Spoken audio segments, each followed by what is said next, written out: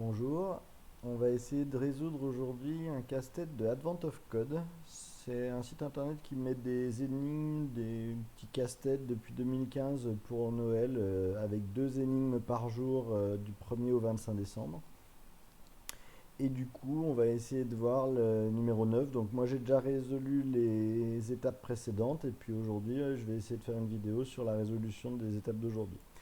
Donc l'étape d'aujourd'hui, il y a un petit document ici, je l'ai déjà lu, donc j'ai déjà une petite idée, mais je ne suis pas allé plus loin, quoi. Voilà.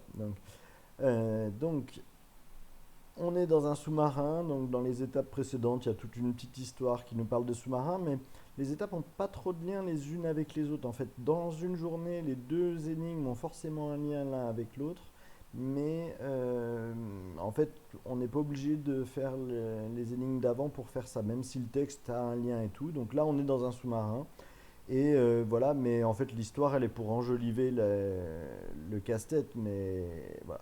Donc, il est censé y avoir des tubes de lave dans le fond de la mer qui créent des vents hydrothermiques et qui libèrent de la fumée.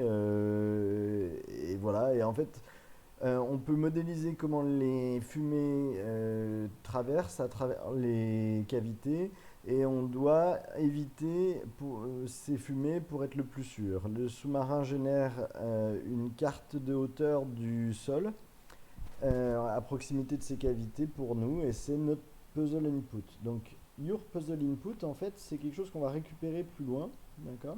Et en fait chaque personne a son propre puzzle input, donc on peut pas aller chercher sur internet. Voilà, quand je vais moi répondre ici, ça sera les valeurs juste pour moi à partir de mon puzzle input. Vous devrez chercher le vôtre et faire le bon programme. Vous pouvez pas juste remplir la valeur là. Et donc il donne un exemple de valeur. Donc ici on a 2, 1, 9, 9, 9, 4, 3, enfin voilà. Et il faut chercher les points les plus bas de la carte. Donc chaque nombre correspond à une hauteur d'une location particulière, d'une position particulière. Et 9 c'est la valeur la plus haute et 0 la plus basse. Donc là le 9 et le 0 c'est intéressant parce que ça veut dire qu'on n'a pas besoin de savoir quel est le mini et le maxi, on va directement pouvoir savoir que c'est ça. Notre premier rôle est de trouver les points les plus bas. Et dans l'exemple ici, il y a 4 points bas, donc ceux qui sont mis en gras, etc. Et on dit que c'est seulement les 4 côtés adjacents. Donc en fait, si on prend un point donné, en fait, les voisins, on peut considérer que c'est une question à 4 voisins. Donc c'est les points de chaque côté, haut, bas, droite, gauche. Mais on peut aussi considérer que c'est une question à 8 voisins si on prend en compte les diagonales. Donc ça c'est souvent le cas dans les algorithmes de recherche sur des images et tout. Soit c'est des recherches à 4 voisins, soit c'est des recherches à 8 voisins. Donc là il nous précise bien qu'on est dans une recherche à 4 voisins. Et que si jamais on est en bordure, on n'a que deux voisins pour celui-là, et on a trois voisins pour le 2 par exemple, on a le 1, le 9 et le 9 comme voisins de ça. Donc là ici on a bien la partie voisinage qui est faite. Donc dans l'exemple du dessus, il n'y a que 4 voisins, et voilà. Donc là, moi, je vais pas le faire avec un langage en particulier. Pour moi, ça se fait assez facilement en Excel. Donc en fait, je clique sur mon input et en fait, ça m'envoie dans quelque chose et en fait, j'ai mes données qui sont à moi et ces données-là, elles sont générées automatiquement par le site et elles sont uniques en fait. Donc vous n'aurez pas les mêmes valeurs, d'accord? Et donc du coup, ces valeurs-là, je vais les copier. L'intérêt du fait qu'on sait que ça va de 0 à 9, c'est qu'on sait qu'un chiffre représente une position. D'accord? Donc du coup ici, je vais rechercher ça et je vais dire que j'y colle dans le bloc-notes. Et là, si j'y colle dans Excel, je vais me retrouver avec une seule valeur. Là, moi, je veux y coller dans Excel avec des tabulations à chaque fois. Alors après, il y a plein de méthodes dans le bloc-notes, enfin avec Notepad++. Donc soit on peut faire des recherches remplace avec expression régulière, soit on peut faire les macros. Et les macros, j'aime bien ça aussi. Donc là, je vais dire que j'enregistre une macro, ici. Donc là, c'est le petit bouton là-haut, j'ai le petit bouton ici pour enregistrer une macro. Donc j'enregistre une macro. Ma macro, c'est de mettre une tabulation, d'aller d'un côté et d'arrêter ma macro. Et je veux exécuter cette macro jusqu'à la fin du fichier. Et donc là, en fait, il prend un peu de temps et du coup, il doit le faire en arrière-plan, j'espère. Ah non, il n'a pas fait. Alors, pourquoi il ne veut pas aller jusqu'à la fin du fichier? On va l'exécuter 1000 fois. Puisque. Tac. Et là, voilà. Donc il en manque un petit peu. Donc CTRL-P, ça exécute la macro à la fin. Ah non, on a besoin de plus que 1000 fois. J'en suis à la moitié à peu près du fichier, même pas. Oula. Donc on va l'exécuter 10 000 fois. 10 000 fois. Donc là il descend et on va l'exécuter 100 fois.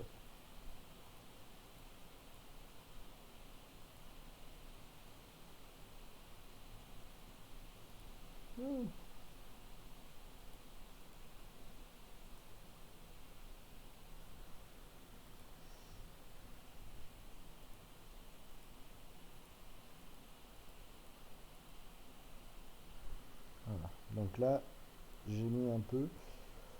Ouais, je vais pas le refaire autrement, mais du coup, la macro était pas forcément la meilleure idée. Voilà. L'intérêt en fait de faire ça avec des tabulations, c'est que du coup, quand je copie ça directement en entier, je peux l'emmener dans le Excel et ça aurait dû se coller. Là. Ça aurait dû se coller comme des cellules. Voilà. Donc là, en fait, il l'a collé comme des cellules. Alors, je vais insérer des lignes au-dessus. En fait, ça me permet de mettre des commentaires, de faire des choses, etc. Donc ici, en fait, on a nos valeurs et c'est nos altitudes. La question, c'est de dire, voilà, je veux que ça compare avec les voisins, en fait. Donc si je prends ici, il faut que je compare, est-ce que c'est plus grand que ça, ça, ça et ça. Si c'est le cas, bah, je peux mettre un 1 dedans, sinon je peux mettre 0. L'idée, c'est qu'en fait, je vais créer une nouvelle feuille. Et ici, donc, j'avais ma cellule comment E18, par exemple. Donc E18, ben, je vais dire que c'est égal à si, du coup, ben, je vais mettre des et je vais dire que si, donc mon E18 qui est là, E18 qui est ici, donc c'est si ça est plus petit que ça, et que, et alors là on est sur comment? On est sur Excel, donc si c'est plus petit, je vais mettre 1, sinon je vais mettre 0. Donc là, j'ai fait ma comparaison. Donc j'ai comparé ma E18 avec le voisin du dessus, du coup le E17. Et en fait, je vais faire un et le je peux mettre tous les arguments d'un coup. Donc c'est ça que je veux tester. E18 par rapport au voisin du dessus. Par rapport au voisin du dessous, c'est E18 inférieur à E19. Par rapport au voisin de gauche et par rapport au voisin de droite, et je ferme ma parenthèse. Et donc, E18 comparé à mon voisin de gauche, c'est-à-dire D17, et E18 comparé à F17. Voilà. Et donc là, il me dit que c'est faux. Et je peux étendre en fait ces parties-là. Et du coup, ça va le comparer pour toutes mes cellules du coup de ça. D'accord? Alors la question qu'on a, c'est que là, j'ai dit qu'il fallait que ça soit strictement inférieur. Donc on va retourner voir la question parce que est-ce qu'il faut que ça soit strictement inférieur ou inférieur suffit?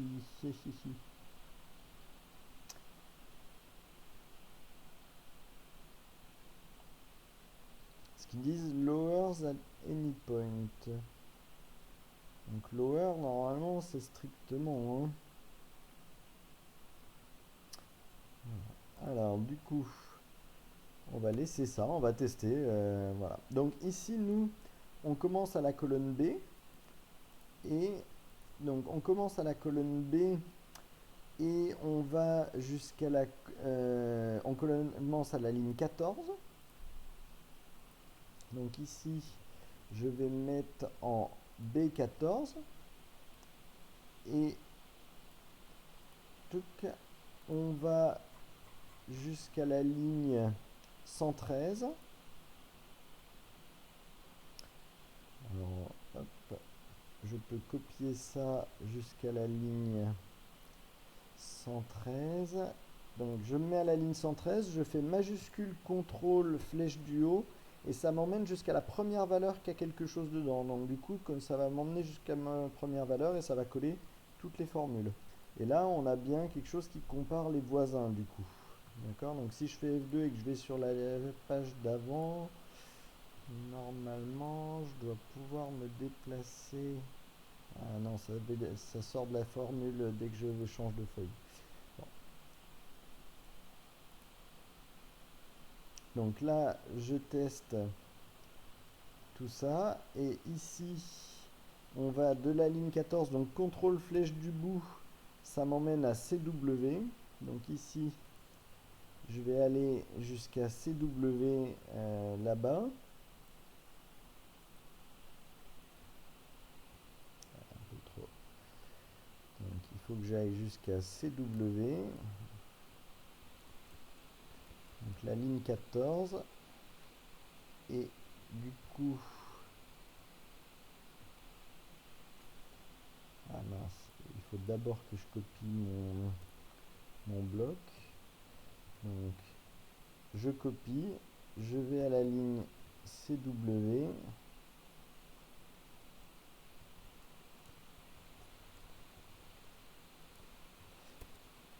Et je colle. Voilà. Et du coup, je peux prendre toute cette colonne-là. Je vais au tout début. Je vais tout à la fin. Donc, je suis à 113. Avec CTRL maj flèche du haut, je remonte, ça m'emmène bien à mon C114. CTRL maj flèche du bout, ça m'emmène normalement à mon CW et non.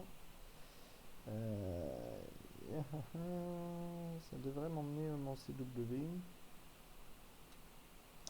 Non, alors bon. Je vais aller à CW, mettre quelque chose là. Donc je vais à mon CW en bas. Je descends à ma ligne 114.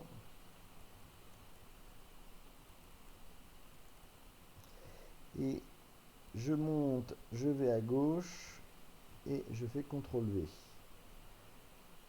Et là, du coup, il est en train de calculer. Donc là, il pose les formules. Et du coup... Oh, non, il l'a pas fait. Qu'est-ce qu'il a fait? Il aurait dû. Alors on peut le faire comme ça, autrement en déroulant. Donc je vais sur mon CW et je descends ça jusqu'à 114. Voilà. Et donc là, on retrouve des points qui sont des points extrêmes. Alors, le souci de ça, c'est qu'ici, à l'extrémité, on peut avoir un problème dans le sens où il va comparer avec les voisins qui sont des cellules à côté. Et je ne sais pas comment il se comporte. Et à mon avis, il doit pas aimer. L'intérêt, c'est de dire qu'en fait, vu que de toute façon, j'ai une bordure autour, en fait, cette partie-là, je vais l'ignorer. D'accord? Alors du coup, je vais insérer des lignes pour commencer à un nombre de lignes. Voilà, donc insérer. Voilà, je vais commencer à la ligne 21.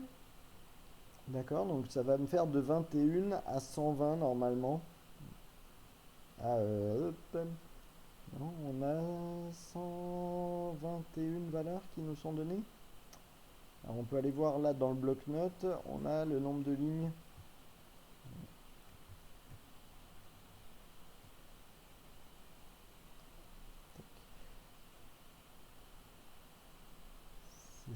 surprenant. Je devrais avoir de 1 à 120 et pas de 1 à 121 dans mon fichier. Alors, qu'est-ce que j'ai fait?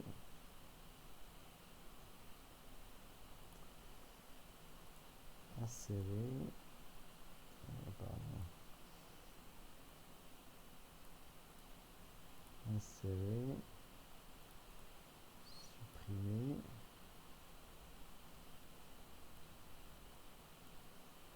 Donc 432 c'est bien.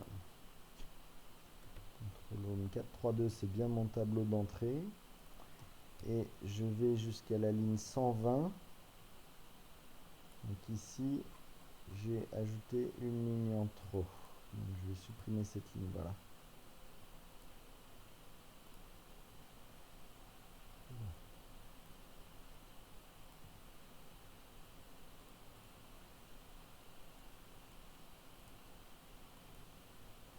Voilà.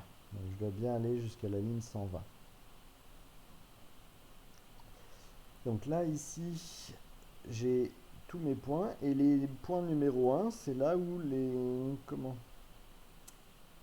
où la valeur est bien plus petite que l'ensemble. Donc là, je peux faire égal somme de toutes mes colonnes ou toutes mes lignes de 20 à 121. Voilà. Et du coup, là, j'ai un 599. Alors, on peut le soumettre, mais je pense que je suis faux parce que je pense qu'il y a des minimums au bout. Et tout comme il faut qu'on regarde en fait si c'est logique que j'ai ça. Parce que là, ça veut me dire que j'ai 3 minimums côte à côte. Ça me paraît surprenant.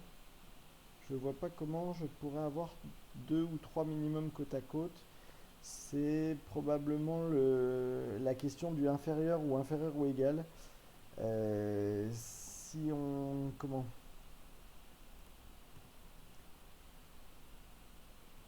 Puisqu'on est en J22. J22, J22.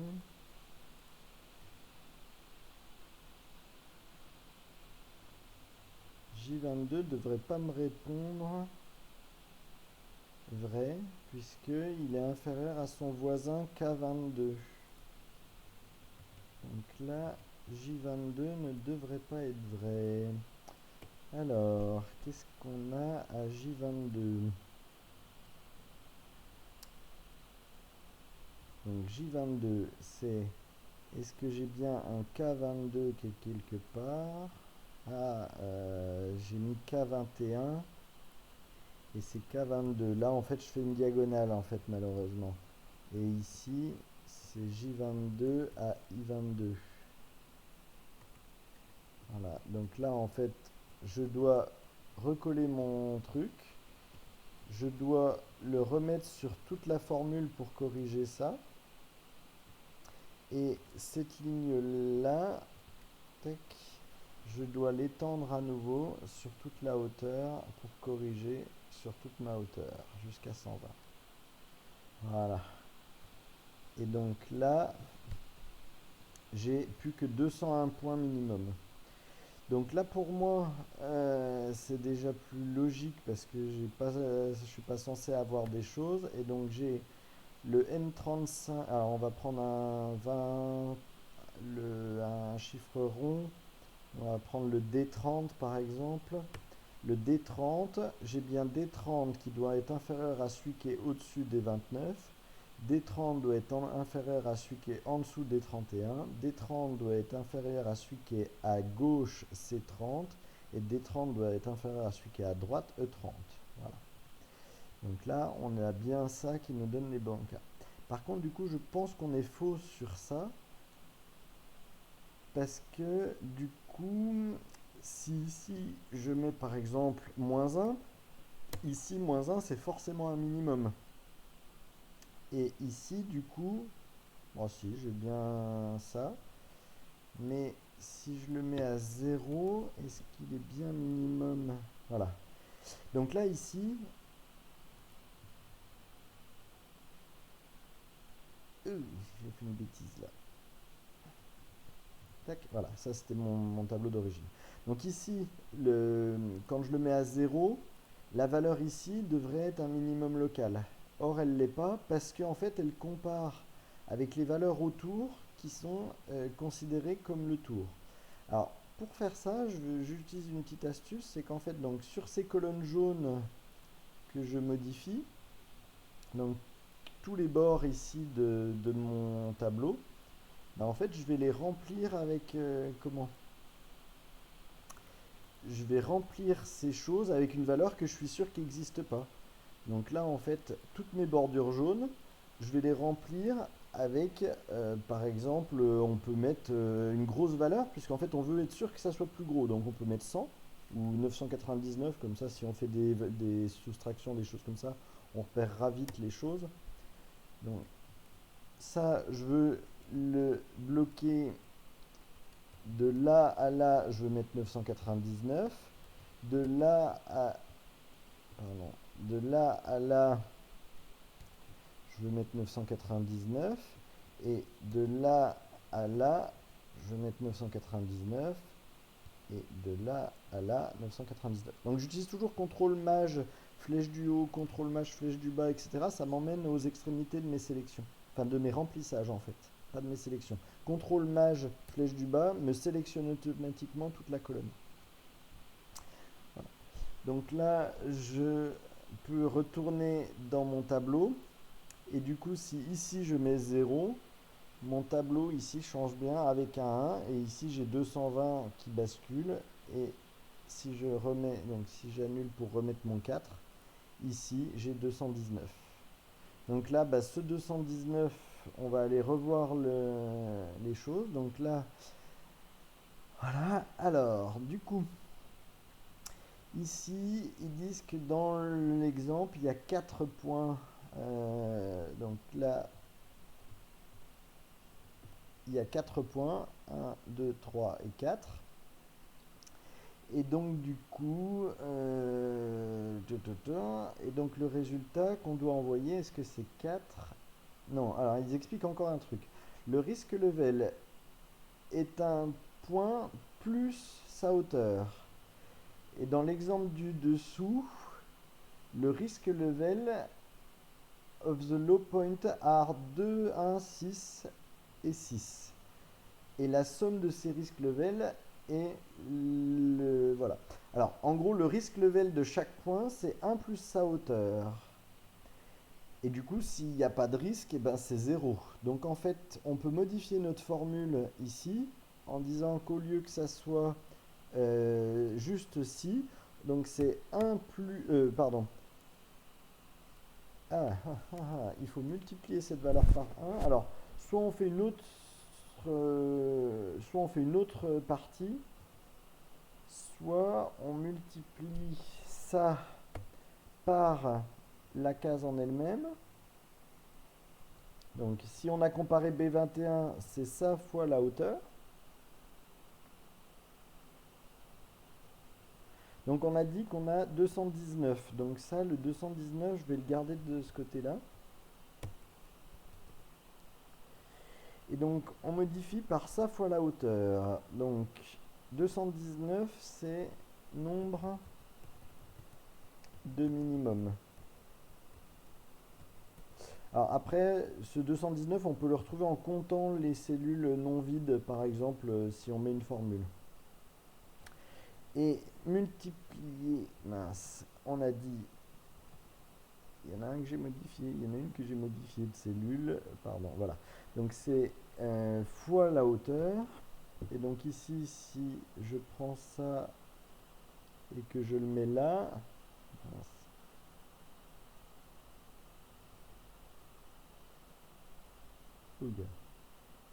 Ah oui, c'est intéressant ça. Ah, c'est intéressant. En fait, la cellule ici, cette cellule H27 ici, elle a comme pour hauteur, elle a que pour hauteur 0. Donc son risque c'est 0 plus 1, puisqu'en fait il y a un offset de 1 à chaque fois. Donc, mais en fait du coup c'est normal que celle-là, voilà. Alors du coup, si si je prends ça, que je l'étends là, ah bordel, c'est là K22, K22, K22, K22 vaut 1 aussi, donc c'est normal que ça vaille 1.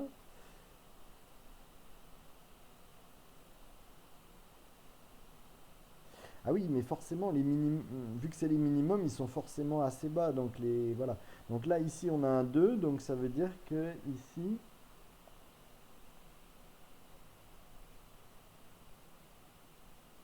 alors je reprends, c'est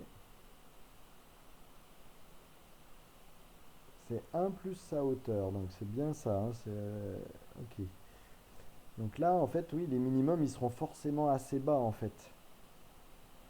Donc ici, bah, cette formule-là où je fais ça, je le prends, je le copie jusqu'en bas. Je le prends, je le copie sur tout mon tableau. Et du coup, ici, j'ai 275 qui est la somme de mes choses. Donc je sais pas, par exemple, le max, on ne doit pas avoir des max énormes en fait, hein. Parce que vu que les minimums, à mon avis, ah si on a un max ici à 4.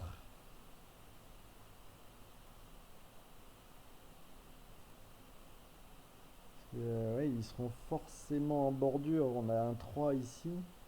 Ah, on a un 4 qui est là, ouais. On n'a pas beaucoup, c'est normal qu'on n'ait pas beaucoup de maximum, quoi. Enfin, de grosses valeurs. Dans tous les cas, ça serait complètement aberrant d'avoir un 9. Ça voudrait dire qu'il a aucun voisin, quoi. Voilà. Donc, c'est quasi impossible d'avoir un 9. Le 8, pour avoir un 8, il faudrait un 8 qui soit isolé, entouré de 9, quoi. Voilà. Donc, on a 275 et à chaque fois, c'est la valeur plus 1. Et du coup, en fait, c'est notre résultat, c'est 219 qui était le nombre de cellules plus 275. Et pour moi, c'est 494. Donc, je mets cette valeur-là dans mon submit et c'est la bonne réponse. Voilà. Et une fois qu'on a fait ça, une fois qu'on a répondu une première fois, on n'a pas moyen de revenir en arrière, hein. Ça nous emmène directement sur la part 2 et on n'a pas le moyen. Donc voilà, donc après, bah, comment ici, bah, voilà, il est 20h34, je vais stopper l'enregistrement, mais comment on va essayer de le reprendre dans la foulée. Voilà. Donc ça c'est la partie 1. Donc tout en Excel, sans vraiment de visuel basique, etc. Juste avec des petites... voilà. Il y a la difficulté du et, il y a le tableau qui est... Comment ouais, il y a la difficulté en fait de compléter les bordures par quelque chose de 999. D'accord. Enfin, d'une valeur plus grande que les valeurs du tableau pour être sûr que ça soit compté. Voilà, mais ça se fait bien, enfin voilà. Bon,